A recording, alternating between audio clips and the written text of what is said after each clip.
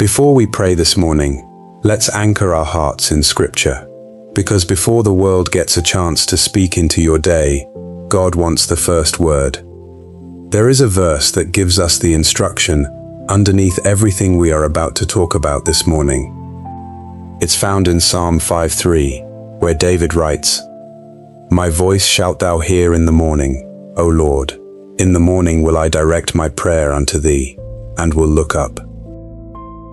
Not at the end of the day, when everything is already decided and already spent, not after the world has already had its say, in the morning. First, on purpose. David was a king, surrounded by pressing demands, a kingdom to run, enemies to face, decisions that could not wait, and still he chose to bring his voice to God before anything else could claim his attention. He looked up before he looked around at all that needed doing. That is what it means to let God hold this morning. It is not accidental. It is a choice made before the world can make the choice for you. Can I tell you something true?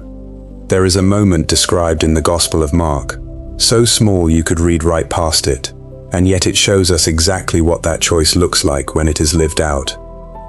It happened in Capernaum, in the town of Simon Peter. The day before had been long. Jesus had taught in the synagogue with an authority the people had never heard before. He had cast out an unclean spirit in front of a stunned crowd. Then he walked into Simon's house and found his mother-in-law lying sick with a fever, and he took her by the hand and lifted her up, and the fever left her, and she rose and began to serve them. That was already a full day, but it did not stop there. When the sun went down, the whole city gathered at the door. Mark tells us they brought to him all who were sick and possessed with demons. Every ache, every affliction, every broken thing in that town found its way to that doorstep by evening. Jesus stood there and healed them, one after another, deep into the night, under torchlight, surrounded by need. Now think about what that means for the morning that followed. A normal man would have needed to sleep late. A normal man would have earned the right to rest, to recover, to let the noise of yesterday settle before facing anything else. But Scripture tells us something remarkable. Mark 1 verse 35 records it in a single, quiet sentence. "And in the morning, rising up a great while before day, he went out, and departed into a solitary place, and there prayed."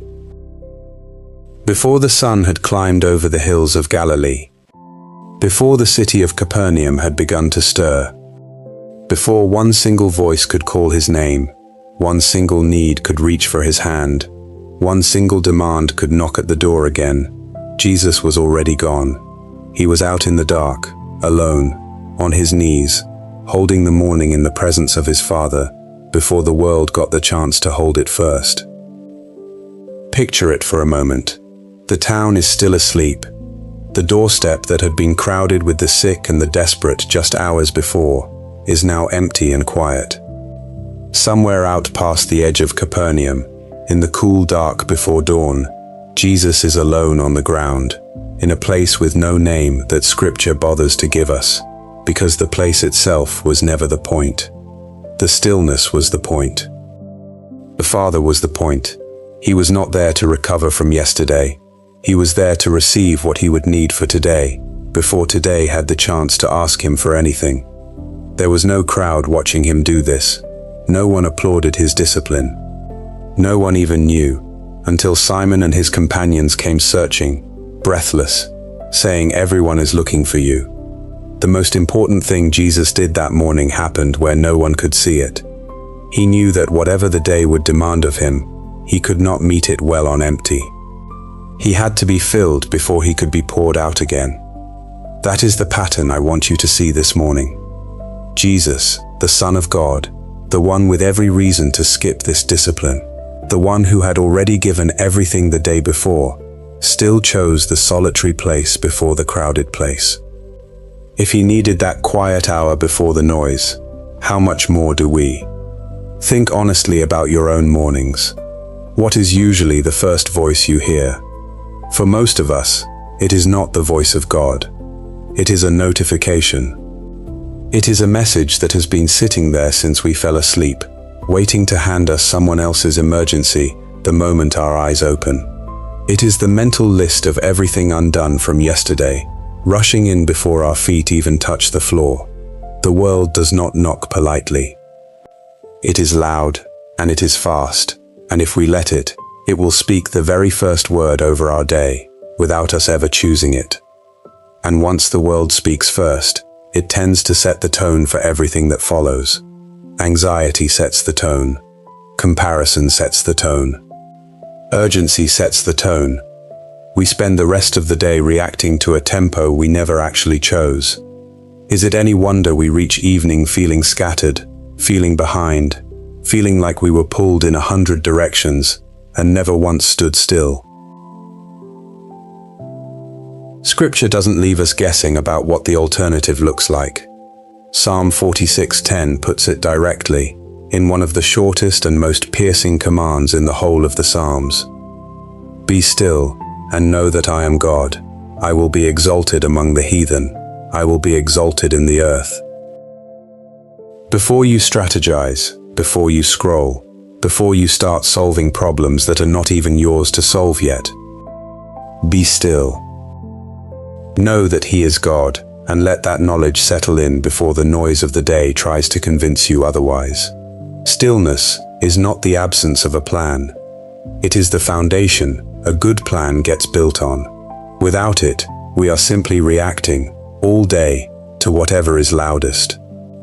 Think about how many decisions get made in that first hour, without any input from heaven at all. The tone of a difficult conversation, decided by the irritation that crept in from a message you read too early.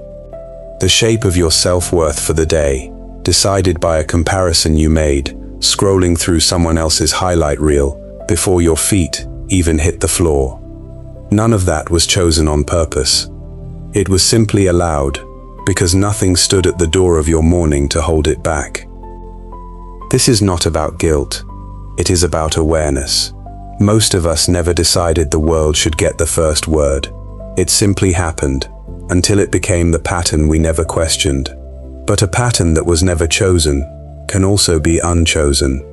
You are not stuck with a loud morning simply because it has always been loud. You can meet God at the door before anything else gets there first. And here is something worth holding on to, because it turns this whole conversation from a discipline into a promise. Proverbs 8:17 gives us one more reason the early hours matter, this time not as an instruction, but as an assurance of what waits for us there. I love them that love me, and those that seek me early shall find me. Not seek me eventually, not seek me whenever there happens to be a spare moment left over at the end of an exhausted day. Seek me early, and I will be found. There is something about the early hour that God Himself seems to honor in a particular way, not because He is harder to find later, but because the heart that seeks Him first, before it has been worn down and distracted by everything else, tends to find Him with less resistance in the way. There is also a tenderness to this that we should not rush past. Jeremiah, writing in the middle of unimaginable grief, watching everything familiar collapse around him, still found his way to a truth, recorded in Lamentations 3:22-23, one that has comforted believers for generations. It is of the Lord's mercies that we are not consumed, because His compassions fail not.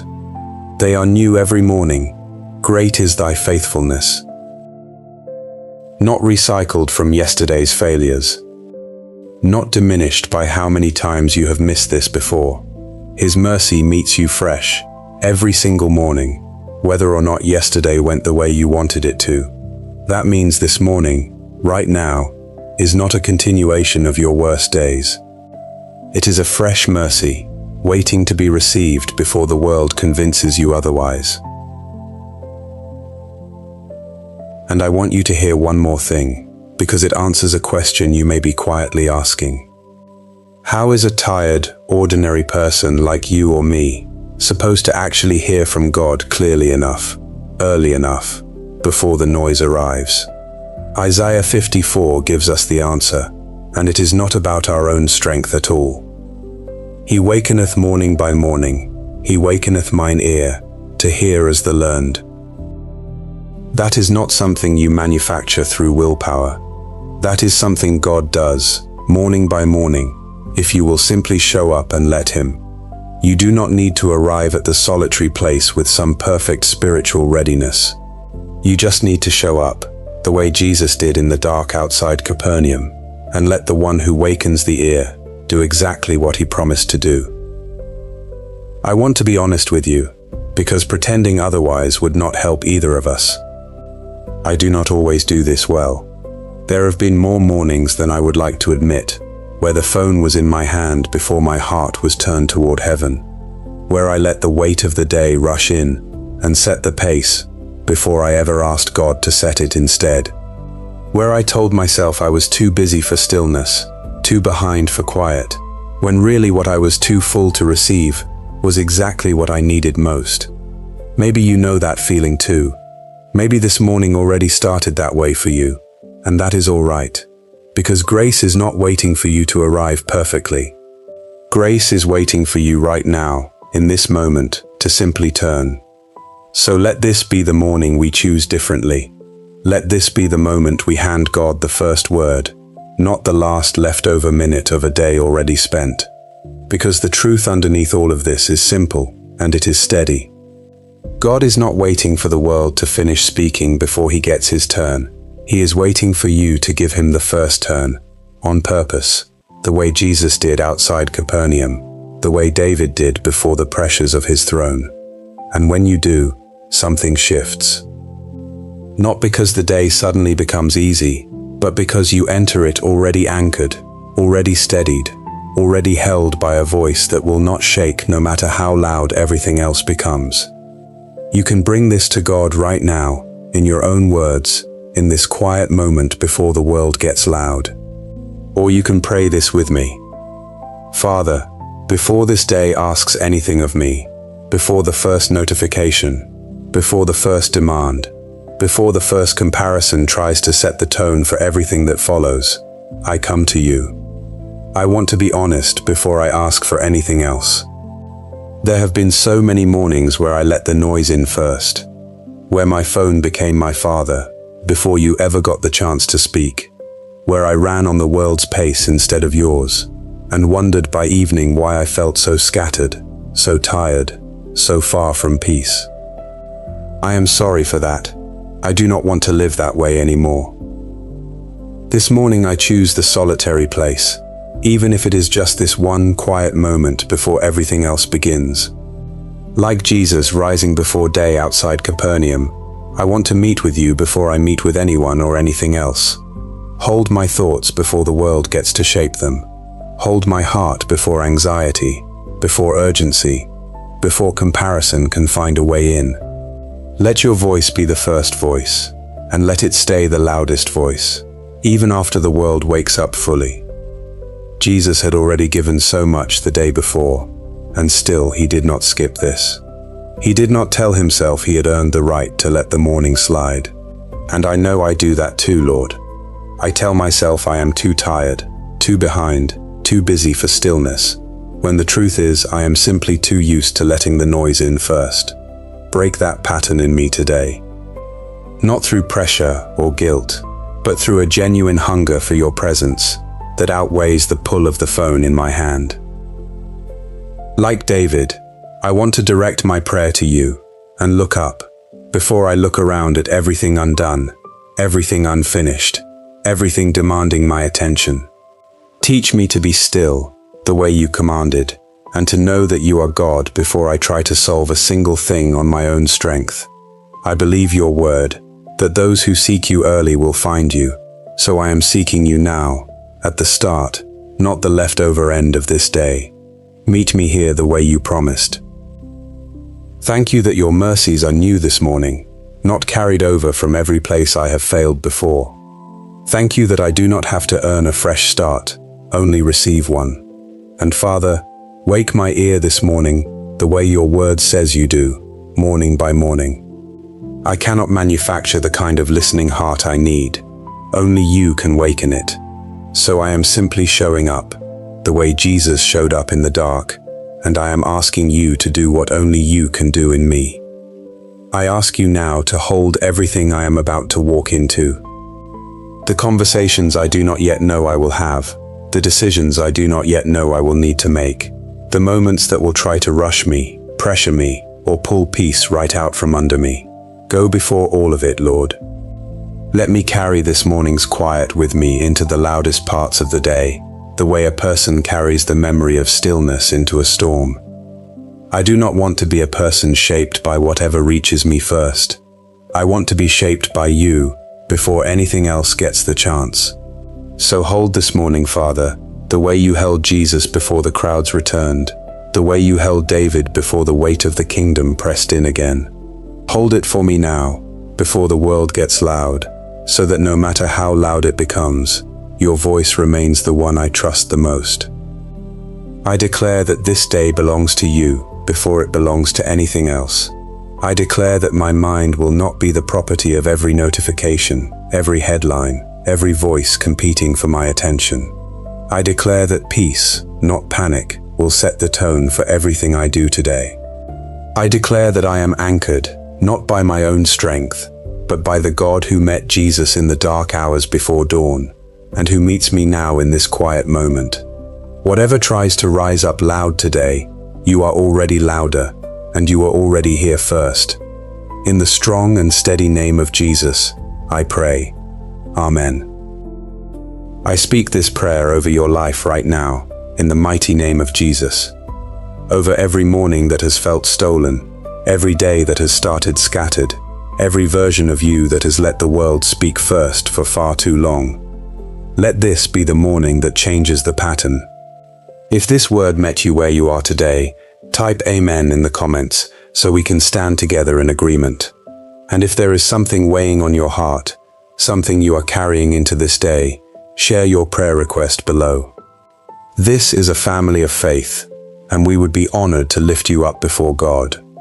If this blessed you, consider subscribing so we can keep showing up for one another every single morning.